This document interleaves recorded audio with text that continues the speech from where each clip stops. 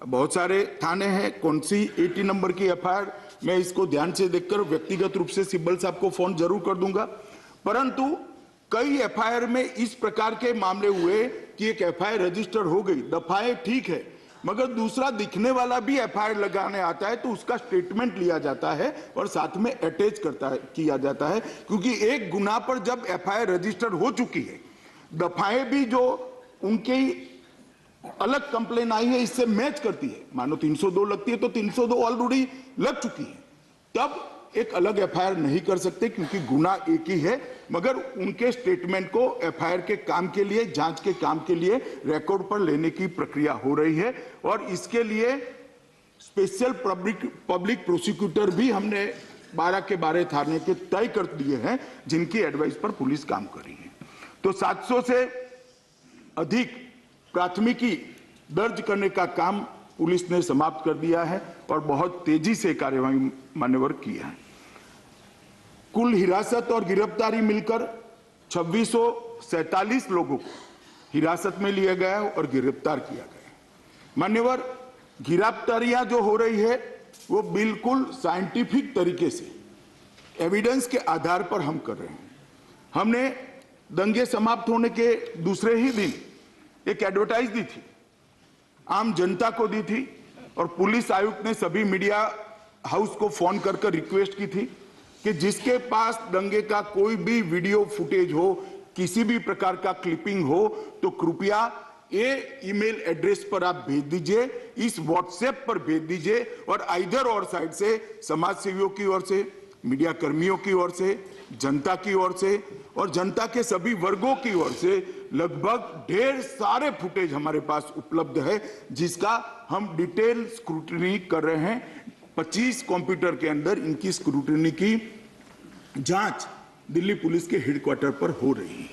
तो इससे एक बहुत बड़ा साइंटिफिक एविडेंस हमें मिल रहा है। और मैंने जैसे पहले कल कहा था, ओबरायन साहब ने एक थोड़ी आपत्ति भी दर्ज की कि भाई फेस आइडेंटिफिकेशन के आप जो सॉफ्टवेयर का उपयोग कर रहे हो, इसमें निजता का भंग हो रहा है। मान्यवर, निजता के भंग का मैं बहुत सम्मान करता हूं।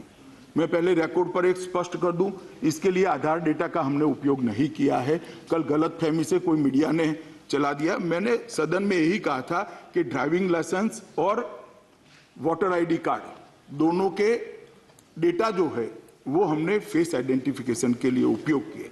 मगर मैं बड़ी विनम्रता के साथ इस सदन को ये भी कहना चाहता हूं कि किसी की जान चली गई, कोई अपाहिज हो गया, किसी का घर जल गया, और क्या निजता की बात कर रहे हो। पुलिस को अधिकार होना चाहिए मान्यवर कि जिसने दंगा किया है इसको वैज्ञानिक तरीके से लेकर कोर्ट के सामने खड़ा करे और कठोर से कठोर सजा देने की। और मान्यवर, इसमें हमने सुप्रीम कोर्ट की कोई गाइडलाइन का भंग नहीं किया है।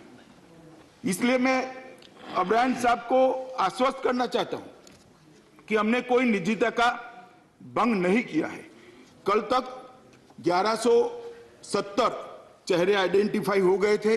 आज सुबह अपराह्न 12 बजे तक लगभग 1922 चेहरे और व्यक्तियों को आइडेंटिफाई कर लिया गया है, जो सीधे दंगे की साइट पर दिख रहे हैं, दंगा करते हुए, लोगों का नुकसान करते हुए, लोगों को जलाते हुए, पथराव करते हुए या हत्या करते हुए।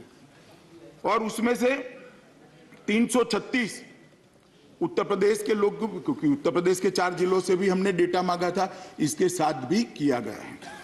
एक सवाल उठा गया है, उत्तर प्रदेश से लाया क्यों गया, उनको रोका क्यों नहीं गया।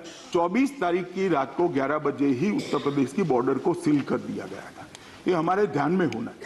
मगर ये जिले जो है जहां दंगा हुआ है वो उत्तर प्रदेश से एकदम सटे हुए हैं, और डेमोक्रेटिक कंट्री में किसी देशों की सीमाओं की तरह 2 राज्यों की सीमाएं सील करना संभव नहीं होता है।